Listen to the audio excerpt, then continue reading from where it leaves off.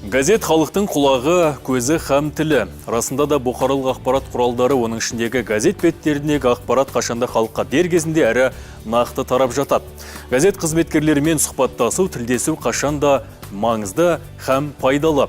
Студиямыздың бүгінгі қонағы Алматы Ақшамы газетінің бас редакторы Қали Сәрсенбай ағам және әріптесім Арман Құдайберген. Ассалаумағалейкум аға. Таң нұрлы болсын аға. Күліп оян. Қайырлы таң, қош келдіңіздер. Жайғасыңыз. Арман, ассалаумағалейкум. Жалпы Алматы Ақшамы газеті десе, менің жүрегім бір жылылықты сезінеді. Өйткені осы журналистиканың әліппесін маған үйреткен осы газет болады. Сонда 2013 жылы Ұлттық университеттің журналистика факультетінің алғашқы курсын тәмамдап, Қалияға, сіздерде мен өндірістік тәжірибеден өткем. Мені қызықтыратын енді қазір арадан бірнеше жыл өтті, жалпы оқырмандардың қызығушылығы қандай, жазушылар көп пе, сол сұрақты қойғым келіп жатыр. Сондай таралым мәселесін айтса отырсаңыз. Жалпы енді ол әр басылымның өзінің оқырманы болады, өзінің қолтаңбасы болады. Енді Алматы Ақшамы енді келесі жылы шыға бастағанда 30 жыл толады. 1988 жылдың 1 шілдесінен бастап шыққан. Ол енді бұл газеттің қалай шыққан тарихын қазір сұхбат барысында айтып жатамыз. Құдайға шүкір, қазір енді таралым жаман емес, жыл сайын артып келе жатыр деп айтуға болады. Газеттің орны бөлек аға. Кеңес одағының кезінде газет оқымайтын адам жоқ деген түсінік бар еді. Қазір қалай?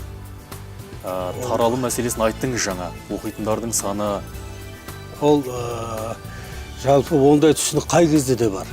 Ол Совет үкіметінің кезінде де оқымайтын адам, ол газет оқылмайды деп айтылатын. Қазір де оқымайтын адам солай айтады. Оқитын адам іздеп жүріп табады ғой. Оқитын адам іздеп жүріп оқиды, табады. Ал қазір енді ол оқымай қалатындай жағдай жоқ қой қазір газетте. Қазір мүмкіндік зор, технологияның заманы. Газетке жазылмаған күнде газеттің сайты бар. Мысалға, әлеуметтік желілері бар. Сондықтан қазір ол қол жетімді барлық нәрсе. Оған ешқандай алаңдауға болмайды. Ал енді менің түсінігімде ең бастысы бұл газетті үйге жаздырып алу. Мен мысалы үшін әрине жаңа айтып отырмын ғой, сайттан да оқуға болады, басқадан да бәрінен оқуға болады. Бірақ меніңше осы газеттің демін сезініп, иісін сезініп, парақтап отырып оқығанға, астын сызып отырып оқығанға меніңше ештеңе жетпейді. Бұл бір жан рахаты ғой. Дұрыс айттыңыз аға. Мәселен, ақпаратты телеарнадан, жаңалықтардан алған бір бөлекте, газет беттерінен оқығаның әсері бір бөлек. Сол оқиғаның ішіне өзің кіріп кеткендей, сіңіп кеткендей боласың. Бүгіндағы Алматы Ақшамы газеті әлеуметтік экономикалық жаңалықтарды, орын алып жатқан көптеген оқиғаларды жазып отырады. Бұдан бөлек, республикамыздың басқа аймақтарына таралымы бар ма? Таралым бар. Алматы Ақшамының мысалы мына Астанада біраз таралым бар. Мына жазылушылар, ол өзі айтып отырмын ғой, жаңа жыл сайын мысалы мына республиканың түкпір-түкпірінде басылымға деген жазылым артып келе жатыр. Себебі оны бізге хабарласып жатқан, хат жазып жатқан оқырмандардан білуге болады. Осы мына жылдың соңында біз мынау Қазпоштадан, сосын Алматы байланыс бөлімшесінен осы газеттің жазылымын қорытындысын аламыз. Сол кезде мына облыстардағы жазылымдарды барлығы бірге береді. Сондықтан әсіресе мына Алматы облысы, Алматының төңірегіндегі аудандар, осылардың барлығын жазылымы жақсы. Батыс облыстарда жазылым жақсы. Енді оңтүстік облыстарда болса да. Сондықтан Алматы Ақшамы ол Құдайға шүкір мұндағы ақпараттың барлығы елге жетіп жатыр деп айтуға болады. Жалпы аға, менің енді білгім келетіндігі, мен жас журналист ретінде маған қызығы кешегісі және бүгінгісі Алматы Ақшамының. Сіз қалай айтар едіңіз? Алматы Ақшамы жаңа айттым ғой басында, бұл келесі жылы Алматы Ақшамына осы 2018-де 30 жыл толады. Бұл енді қазір газет көп, ештеңеге таңғалуға болмайды. Тіпті екінің бір газет шығарылады деп айтсақ болады. Рас айтасыз. Бірақ енді Алматы Ақшамы 88 жылы өзі, одан кейін 91 жылы 2 басылым шықты Қазақстанда. Оның бір Алматы Ақшамы 88 жылы, 91 жылы ана тілі шықты. Ал енді ол кезде бұл рухани кеңістікте, жалпы ақпарат кеңістігінде ол сенсация болады. Қазір деген айтып отырмын ғой, газет көп. Мысалы қазір құндылықтардың да ептеп қадір кетіп тұрған заман ғой. Сондықтан ол кезде бұл сенсация болатын. Алматы Ақшамы үлкен күшпен шықты.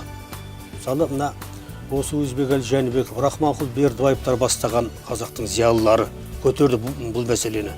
Алматыда орыс тілінде басылым бар. Неге үлкен осындай шаһардың қазақ тілінде басылымы жоқ деген мәселе көтерілді. Сөйтіп бұл мына атақты кімнің, мынау біздің бауырымыз Әселхан менен кешегі айтыскер ақын болды. Мынау кім?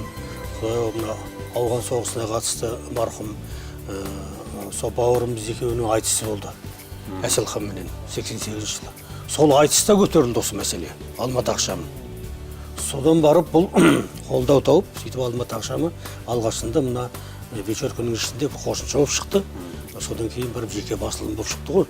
Сондықтан бұл Алматы ақшамының менімше жұрт қадірін біледі бұл басылымның. Қазір қарап отырсаңыз, бұл басылымда небір жайсаңдар істеді. Жаңа мына бауырым отырыс айтады, осы Алматы ақшам менің бетімді ашты деп отыр ғой, жолымды ашты деп отыр.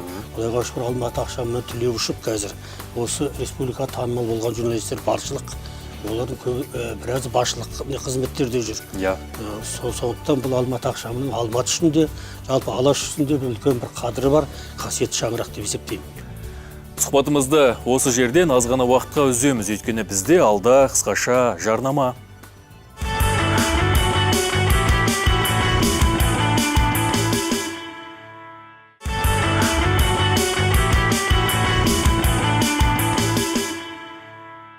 Эфирде Күліп Оян бағдарламасы өз жұмысын жалғастырады. Тамаша сұхбат және керемет сюжеттер бізде бәрі алда, ең бастысы алыстамаңыз. Редакцияда жалпы газетте тәрбиеленген жас тілшілер телеарнаға келсе өздерінің керемет қырларынан танытып жатады. Оған өзімізде куә болып жүрміз. Соның бірі мына Арман бауырым. Бұның сыры неде аға? Тәрбиелеу бөлек пе әлде бағыт беру мәселесі бөлек пе, осымен бөліссеңіз? Ол енді әрине ол газет журналистерінің, тележурналистерінің ерекшелігі көп. Біріншіден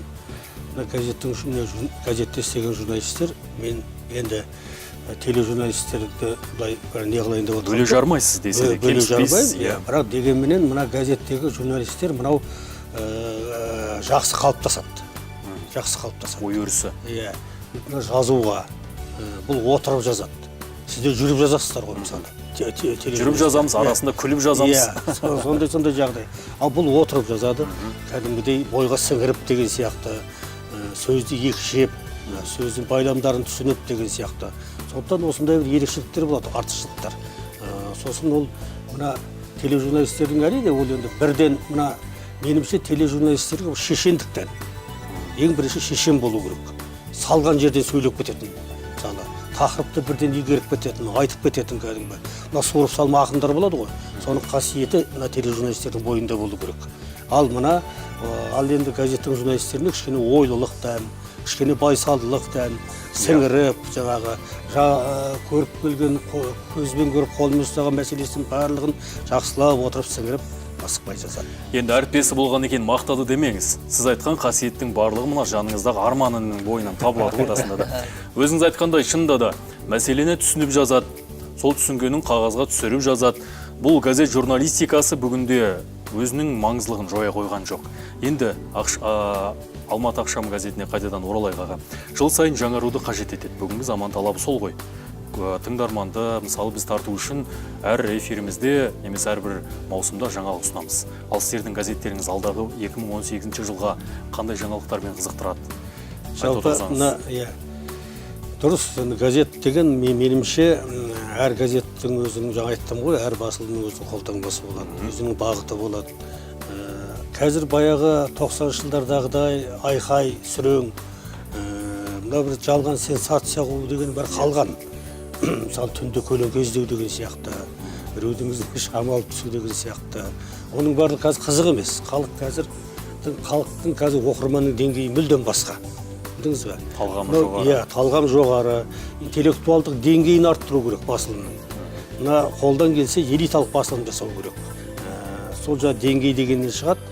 Бізде мынау жалпы Алматы ақшамының негізгі мәселесі, жалпы мынау негізгі тақырыбы мынау Алматының тіршілігі. Ой енді Алматының тіршілігі, осы Алматының жағдайы, Алматыдағы әлгі жүзеге асып жатқан тірліктер, жалпы мына осы қаланың тұрғындары, бізде мына біздің қаланың тұрғындары деген рубрика бар. Алматының айымдары деген рубрика бар. мысалы осындай бағытта мысалы осы Алматы тұрғындарының кәдімгі бір қызықты, қиын, жақсы, тағылымды тағдырлары сөз болады. Сосын енді белгілі жаңағы осы әкімдіктің қолдауыменен осы әкімдіктің қала әкімдігінің кәдімгі қолға алып жатқан бастамалары, қаладағы тірліктері. Бұлар өз алдына, бұл ағымдағы тақырыптар үнемі жүріп отыратын. Ал енді мынау алдағы уақытта біз өзіміз мына осыдан естеріңізде болса, біз Асанәлі Әшімовтің күнделігін бастағанбыз, алғаш осы Алматы ақшамы. Содан бастап ол қазір бір 2 кітап шықты. Асанәлі Әшімовтың «Менің жанрым күнделік» деген кітабы. Алдағы уақытта бұйыртса ол жалғасады, осы жаңа жылдан бастап. Сондықтан тағы да басқа мынау жаңағы осы міне Сәбит Оразбаевтың әңгімелері болды, міне Есімхан Обаевтың әңгімелері болды. Міне осылардың барлығы алдағы уақытта жалғасын табады. Сондықтан енді бұл енді қазір әрине барлығын жиып теріп айту мүмкін емес. Тақырыптар көп, қызықты тақырыптар көп, тағылымды. Сондықтан Алматы ақшамын енді мен бір жағдайда айтайын. Бұл негізінен Алматы ақшамының оқырмандары бұл мына 50-ден асқан, осы 80-ге тақаған оқырмандар. Бұл мына сайттағы оқырмандарды айтпағанда. Мысалы бізде сайттың өзінде бір мақаланы 10 мың адамға дейін оқыған жағдайлар бар. Бұл енді сонда сайттағы тираж мүлдем бөлек. Ал енді мына кәдімгі өзінің жеке кәдімгі тірі газет деп айтайықшы енді. Тірі газет кезіндегі тиражы бөлек. Мысалы, жаңа айтып отырмын ғой, 50-80-нің ортасында шамасы. Сосын оқырман көп келеді. Сұныс айтатындар, пікір айтатындар, мәселе айтатындар, көтеретіндер редакцияға өте көп. Мысалы, таяуда бір үлкен кісі келді, 80-нің үстіндегі мұғалім. Сол бір мақала алып кетті. Сол мақаласының тақырыбы Алматыда тұратын адам Алматы ақшамына жазылу керек деп ойлаймын деп қойыпты. Азаматтық борышы дегенге келдік қой енді. Енді осы маған тақырып ұнады бір жағынан. Кім енді өзіне Алматы ақшамына жазылу керек деп жатса ұнатпайды. Сосын сіз неге бұлай деп қойдыңыз бұл тақырыпты дедім. Енді әркімнің өзіне еркі ғой. Не айтып отыр демей ма деймін дедім де жаңағы. Жоқ, олай деп айтпайды. Себебі Алматыда тұратын адам Алматы ақшамын оқу керек. Осы Алматының жаңалығын білу керек. Алматы бір жан серігіне айналу керек. Мына оқу мәдениеті деген нәрсе бізде қалып бара жатыр. Алматы ақшамы мықты ұжым дедіңіз. Оқырманға қай кезде де сеніңіз. Алла жазса, Алматы ақшамын оқысын бүкіл қазақ еліміз деп мен сізге тілек айтамаға рахмет.